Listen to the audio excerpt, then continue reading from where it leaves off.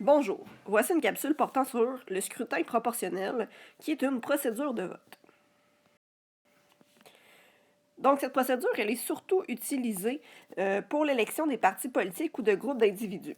Dans cette procédure de vote, le nombre de représentants du parti ou du groupe d'élus va être proportionnel au nombre total de votes qui va avoir été obtenu pour le même parti ou pour le groupe.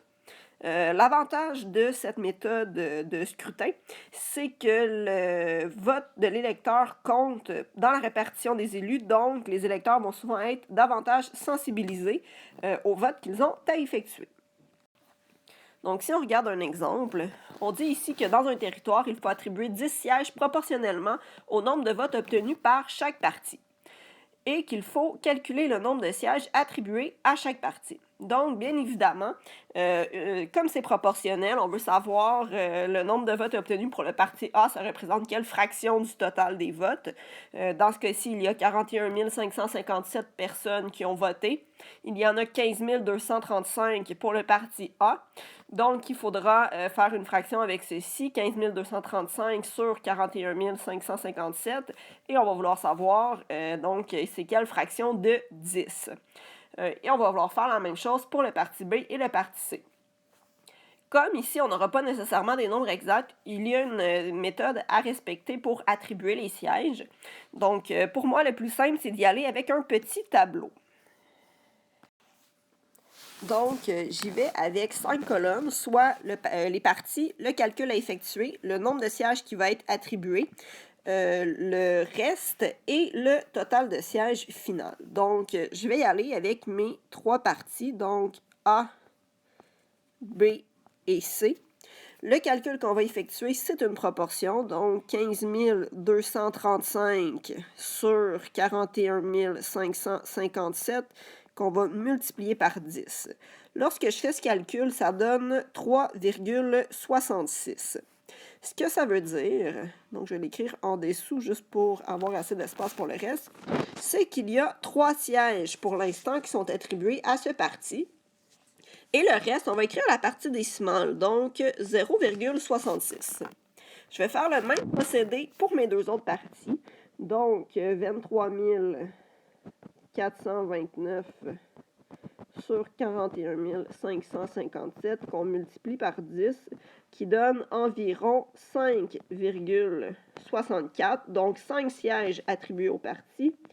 Reste 0,64.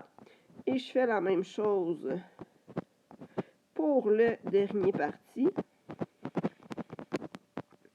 qui donne environ 0,70. Donc, il n'y a présentement aucun siège attribué et il reste 0,70. Une fois que j'ai effectué ces premiers calculs, notre objectif, on le rappelle, c'est d'avoir 10 sièges d'attribués. Si on regarde présentement le nombre de sièges qu'on a d'attribués, donc si je m'en viens dans ma colonne, ce que je constate, c'est qu'il y en a 8 présentement qui sont attribués. Donc, il en reste 2 à attribuer pour avoir un total de 10 sièges.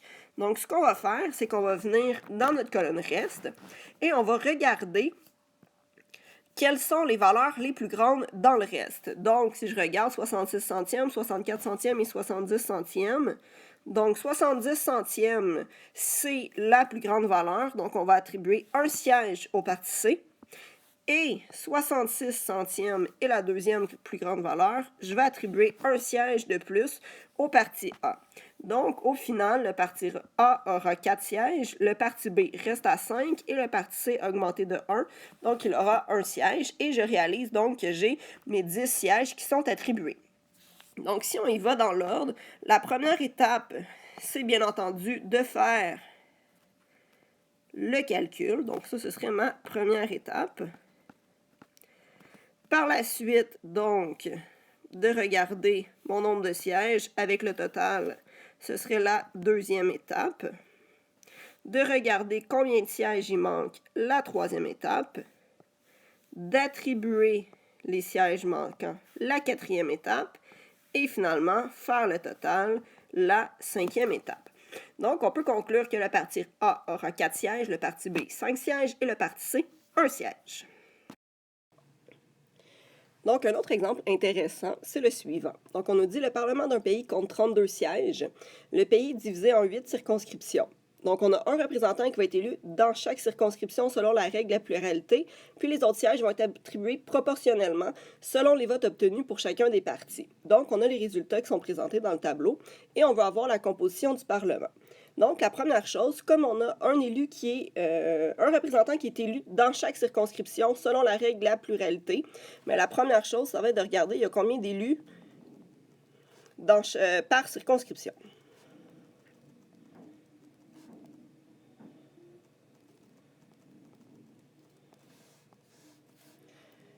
Donc, si on regarde dans chacune des circonscriptions, donc dans la circonscription 1, c'est le parti B. Dans la circonscription 2, c'est le A. Ensuite, le B, le C, le C, le A, le C et le B. Donc, on peut faire le total. Notre parti A a donc 2 sièges de cette façon. Le parti B en a 3 et le parti C en a 3 aussi. Donc, on a déjà 8 représentants qui sont élus. Il en restera donc 24 à élire selon la règle de la proportionnalité. Donc, pour ce faire, on a besoin de savoir il y a combien d'élus, combien de personnes qui ont voté au total. Donc, si je fais la somme de ma rangée A, on a 10 088 personnes qui ont voté pour A, 11 028 qui ont voté pour B et 10 586 qui ont voté pour C. Et si on fait le grand total, ça donne 31 702. Donc, ce sont ces chiffres qu'on va utiliser pour calculer notre proportionnalité. Donc, la deuxième partie, ça va être de regarder pour la proportionnelle.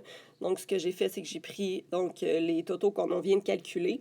Donc, pour le parti A, 10 088 sur 31 702 qu'on multiplie par les 24 sièges qui nous restent. Donc, ici, il faut faire attention, c'est pas 32 parce qu'il y en a déjà 8 qui sont attribués. Et ça donne 7,64. Donc, il y a déjà 7 sièges qui sont attribués et il reste 0,64. Si je fais la même chose pour B, donc 11 028 sur 31 702, que je multiplie par 24, ça donne 8,35, donc 8 et il reste 0,35. Et pour C, 10 586 sur 31 702 fois 24, qui donne 8,01.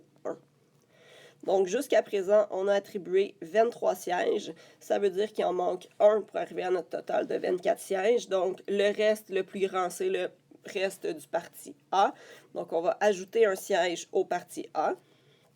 Donc, il y aura 8 sièges au total. B et C vont rester à la même chose. Donc, ici, chaque parti reçoit le même nombre de sièges. Il va me rester à faire le total pour savoir, donc, avec les élus par circonscription et les élus par proportionnel, combien chaque parti a de sièges.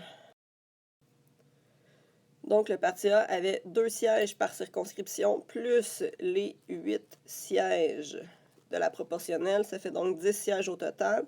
B en avait 3 par circonscription, plus les 8, ça fait 11. Et C en avait 3 par circonscription, plus les 8, ça fait 11 aussi. Donc, on voit qu'on a bel et bien un total de 32 sièges. Merci.